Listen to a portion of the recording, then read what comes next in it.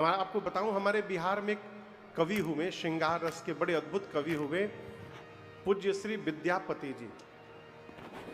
मिथिला क्षेत्र में सरकार तो जानते होंगे, श्रृंगार रस के अद्भुत कवि हुए विद्यापति जी। आपको सुनकर आश्चर्य होगा, भगवान शंकर उनके यहां नौकर बन के रहते थे। उनका नाम था उगना। शंकर भगवान का क्या नाम था? उगना। साक्षात महादेव उनके घर में नौकर बन के रहते थे, विद्यापति जी के घर में। मिथिला क्षेत्र की बात है। अब उनको कैसे पता चला महादेव है? एक बार जंगल में जा रहे थे विद्यापति जी, साथ में उगना भी थे। तो विद्यापति जी को प्यास लग गई। प्यास लग गई तो बोले, उगना पानी लेके आ लोटा में। तो वो लोटा लेके, भगवान शंकर ही थे, आगे बढ़े, आंखों से थोड़ा ओझल हुए, अपनी जटा खोल करके और उसी से धार निचोड़ करके गंगा जी का लोटा का पानी लेके पहुंच गए। बोले, इतनी जल्दी लेके चला आया?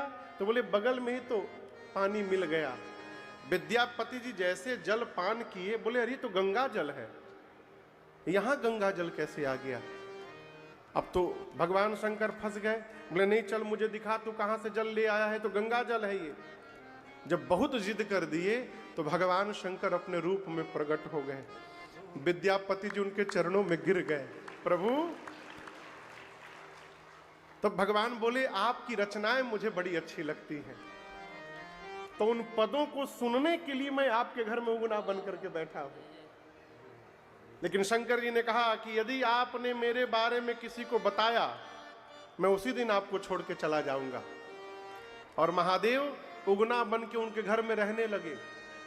एक दिन उनके बच्चे ने कुछ गंदगी कर दी, तो विद्यापति जी की पत्नी ने, अब उनको क्या मालूम कि महादेव है, भगवान शंकर को बोली, उगना साफ कर उसको।